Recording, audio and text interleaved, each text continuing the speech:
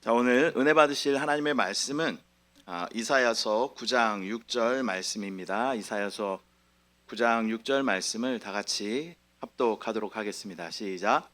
이는 한 아기가 우리에게 낳고 한 아들을 우리에게 주신 바 되었는데 그의 어깨에는 정사를 메었고 하나님이라 영존하시는 아버지라 평강의 왕이라 할 것임이라. 아멘.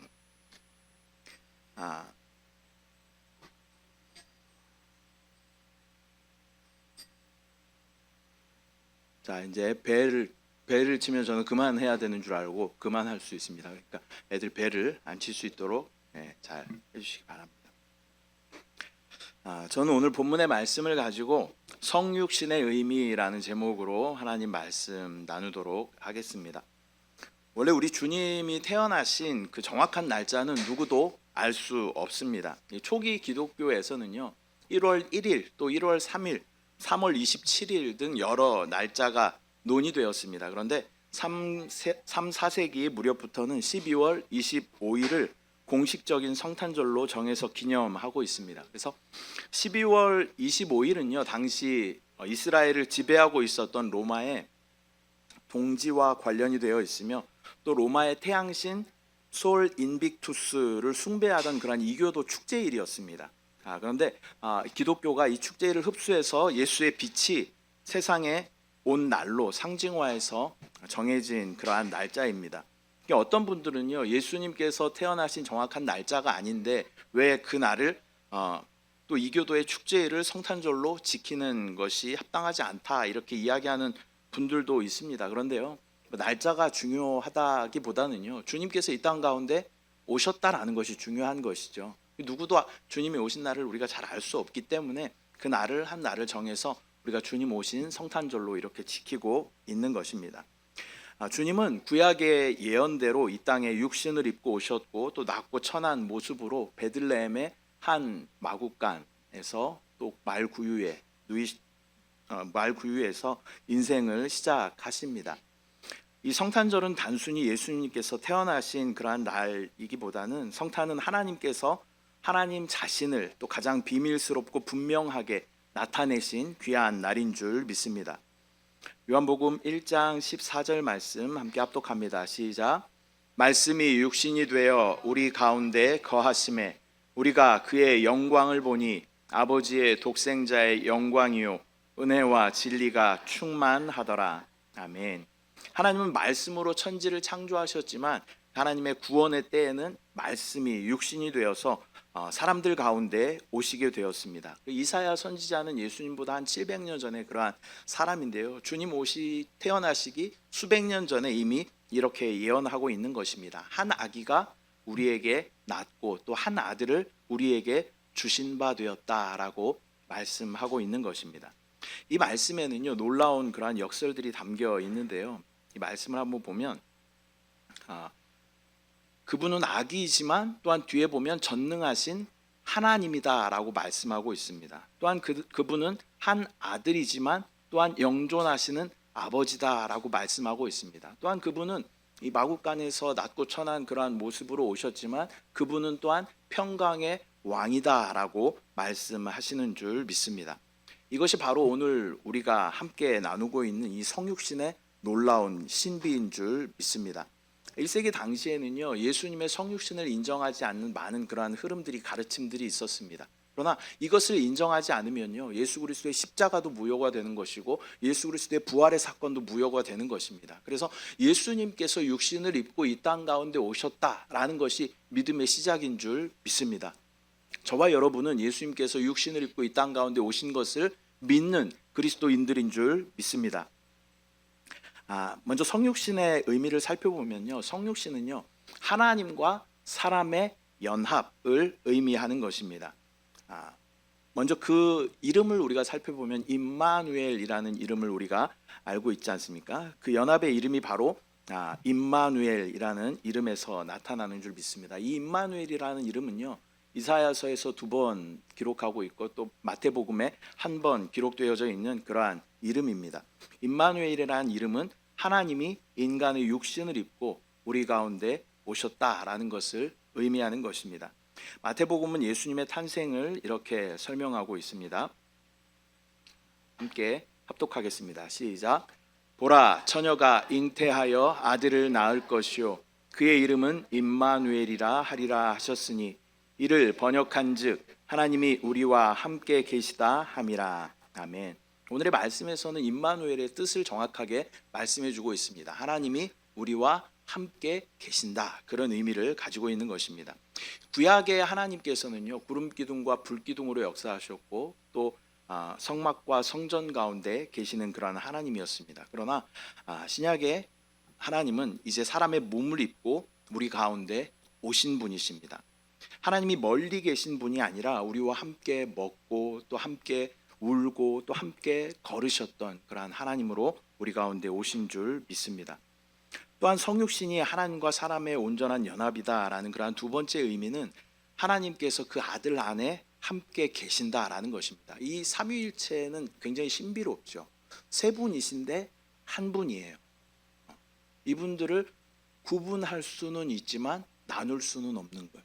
세 분이신데 한 분이에요. 이거를 어떤 우리의 지식으로 이해를 하려고 하다 보면요, 반드시 어떤 이단적인 그런 결론이 납니다. 그래서 이 삼위일체는요, 이해 부분이 아니라 믿음의 영역이에요. 하나님의 영역이기 때문에 세 분이신데 한 분이시다. 근데 또 신비로운 것은 이 세 분이 또 서로 안에 계신다는 거예요. 서로 안에 내주하시고 내재하시고 서로 역사하시면서 한 분을 이루어 가신다라는 것입니다. 골로새서 2장 9절 말씀 보면 함께 합독합니다. 시작. 그 안에는 신성의 모든 충만이 육체로 거하시고, 예수님은 단지 하나님을 대리하시거나 아니면 대표하는 그러한 분이 아니라 하나님 그분 자신이 육체 안에 거하시는 분이신 줄 믿습니다. 그 안에는 신성의 모든 충만이 육체로 거하시고 라고 말씀하고 있습니다. 예수님의 말씀이 곧 하나님의 말씀이시고 또 예수님의 손길이 곧 하나님의 손길이시고 또 예수님의 눈물이 곧 하나님의 눈물이신 줄 믿습니다. 그래서 예수님을 본 사람은 하나님을 본 것과 같다라고 요한복음에서 말씀하고 있습니다. 요한복음 14장 9절 말씀 함께 합독합니다. 시작. 예수께서 이르시되 빌립아, 내가 이렇게 오래 너희와 함께 있으되 네가 나를 알지 못하느냐? 나를 본 자는 아버지를 보았거늘 어찌하여 아버지를 보이라 하느냐? 아멘. 그래서 예수 그리스도를 본 사람은 곧 하나님을 본 사람들인 줄 믿습니다. 그 한 분이시다. 또한 교회는 그 아들의 생명과 본성을 가진 예수 그리스도의 몸인 줄 믿습니다. 성육신의 그 은혜는 교회로까지 이어지게 되는 것이죠. 이 교회라고 하는 것은 이러한 건물이 아니죠. 저와 여러분이 교회인 줄 믿습니다. 세상 가운데 부름받아 나온 또 그리스도의 몸된 교회가 바로 저와 여러분인 줄 믿습니다. 예수 그리스도께서 성육신하시고 또 십자가에 죽으시고 부활하심으로 탄생한 것이 바로 교회다라는 것입니다. 교회는 예수를 믿음으로 또 그리스도의 생명을 받은 자들의 그러한 모임이 바로 교회입니다. 교회는 그 생명으로 하나 된 유기체다. 유기체라는 것은 생명으로 연결되어 있다라는 그러한 의미를 가지고 있습니다. 그래서 교회는 어떠한 단순한 종교적인 어떠한 조직이 아니라 아들의 생명과 본성을 가지고 있는 그러한 거룩한 공동체가 바로 교회, 저와 여러분인 줄 믿습니다. 그래서 교회는 이 땅에서 그리스도의 몸으로 또 하나님의 임재를 드러내고 나타내는 그러한 존재가 바로 교회인 줄 믿습니다. 두 번째는 성육신은 하나님의 사랑의 표현이다라는 것입니다. 하나님께서 사랑하시기 때문에 육신을 입고 이 땅 가운데 오셨다라는 것을 말씀하시는 것입니다. 먼저 직접 인간의 모습으로 오신 하나님은요, 이렇게 멀리서 외치는 것은 사랑이 아니에요. 예를 들면 사랑은요, 직접 찾아와야 되는 거예요. 사랑은 다가가고 싶은 것이고 만나고 싶은 거예요. 내가 누구를 사랑해요. 근데 멀리서만 카톡으로 계속 내가 너를 사랑해, 내가 너를 사랑해. 그리고 만나고 싶지 않으면, 만나려고 하지 않으면 이 사랑은 어때요? 진짜 사랑이 아닌 거예요. 멀리서 외치면서 야, 내가 너를 사랑해. 근데 그에게 다가가지 않아. 이거는 사랑이 아닌 거죠. 예수 그리스도께서 이 땅 가운데 오셨다라는 것은 그 사랑의 표현이고 그 사랑의 성취 증거인 줄 믿습니다.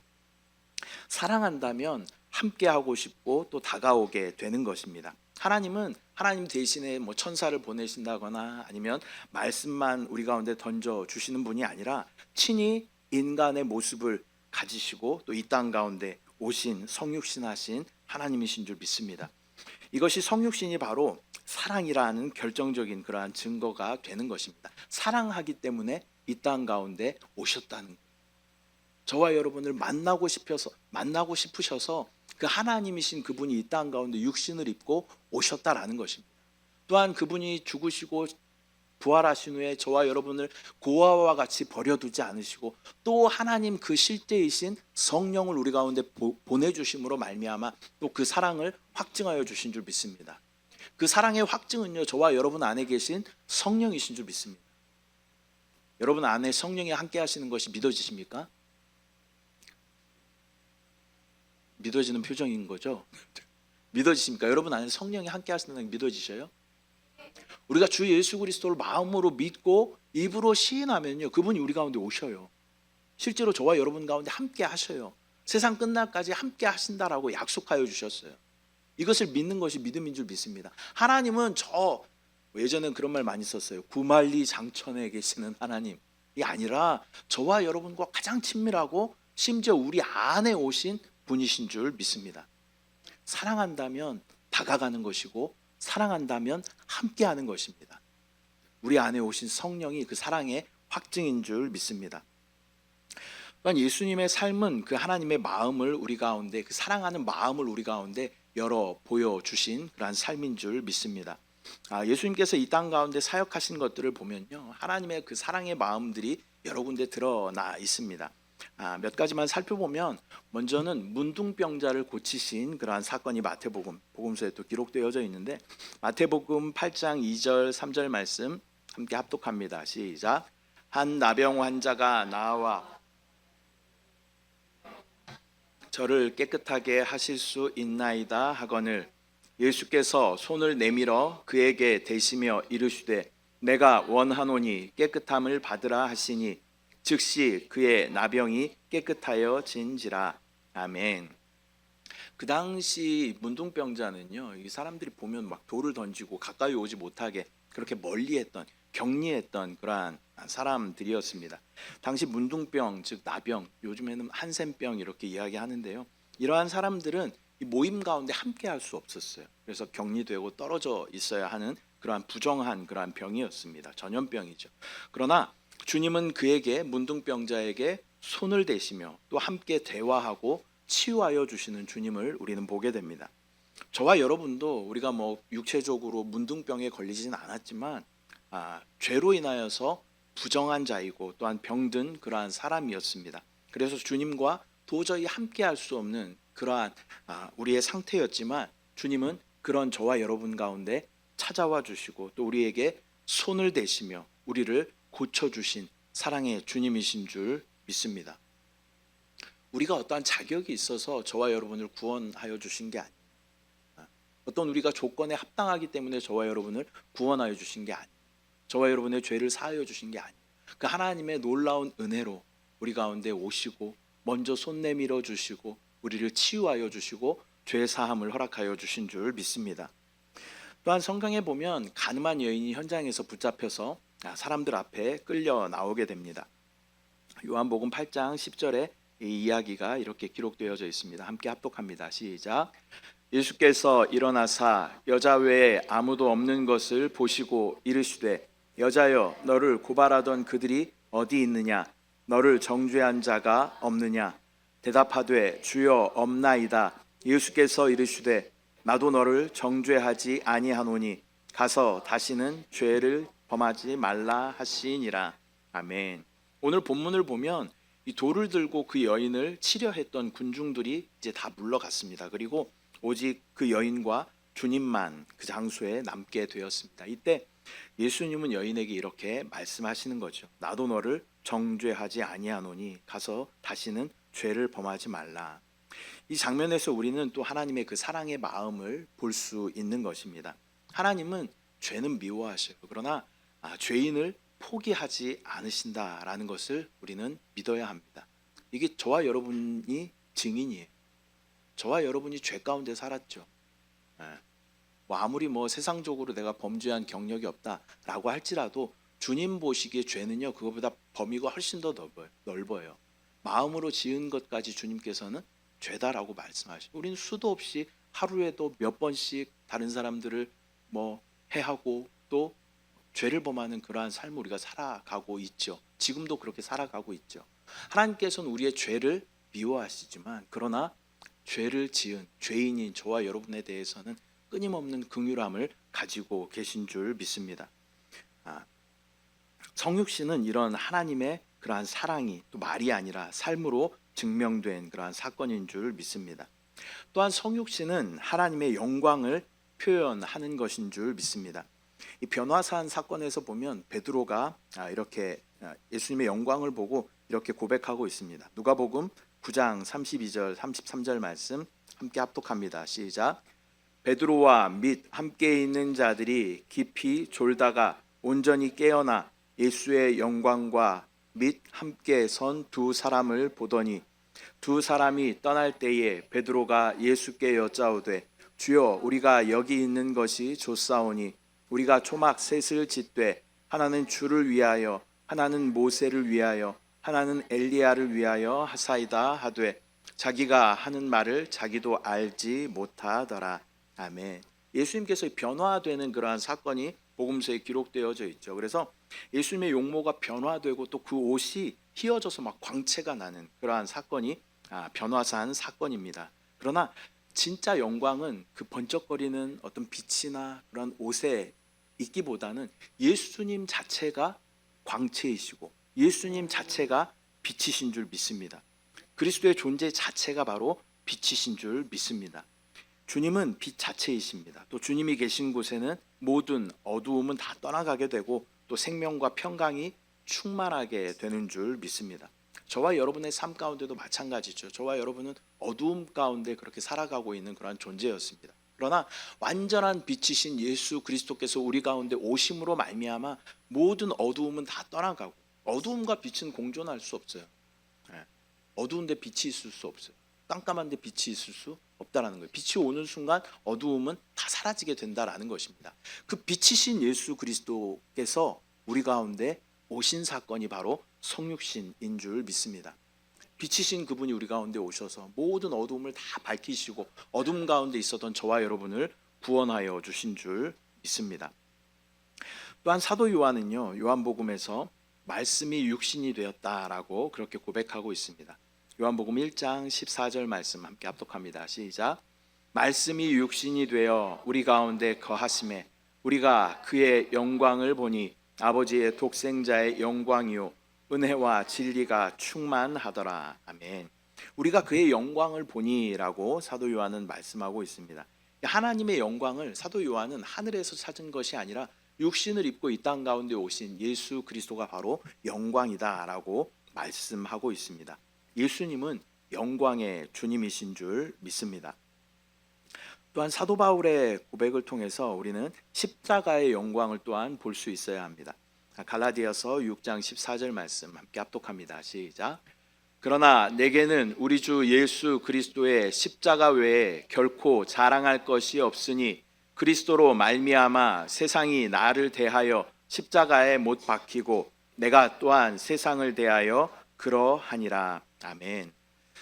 당시에 이 십자가의 처형은요, 이 로마에서 가장 큰 죄를 지은 그런 악랄한 죄인들 가운데 처해지는 그러한 사형 제도였습니다. 그래서 그 당시에 십자가는요 대단한 수치였어요. 사람들이 다 보는 앞에서 뭐 요즘에 이제 어떤 뭐 그림들을 보면 예수님께서 뭐 이렇게 좀 뭐를 하나 걸치고 있잖아요. 근데 그 당시에 문헌을 보면요 아무것도 입지 않아요. 다 발가벗긴 채로 십자가에 매달려 온 수치가 되는 것이 바로 십자가의 처형의 그러한 사건이었습니다. 그래서 세상은 십자가를 수치로 여기는 것이죠. 그러나 사도 바울은 그 십자가에서 하나님의 영광을 보았고 그것을 내가 자랑한다라고 말씀하고 있습니다. 이 성육신, 예수님께서 육신을 입고 이 땅 가운데 오신 그 목적, 절정, 그것은 바로 십자가의 사건인 줄 믿습니다. 십자가에 왜 돌아가셨어요? 저와 여러분의 죄를 감당하시기 위해서.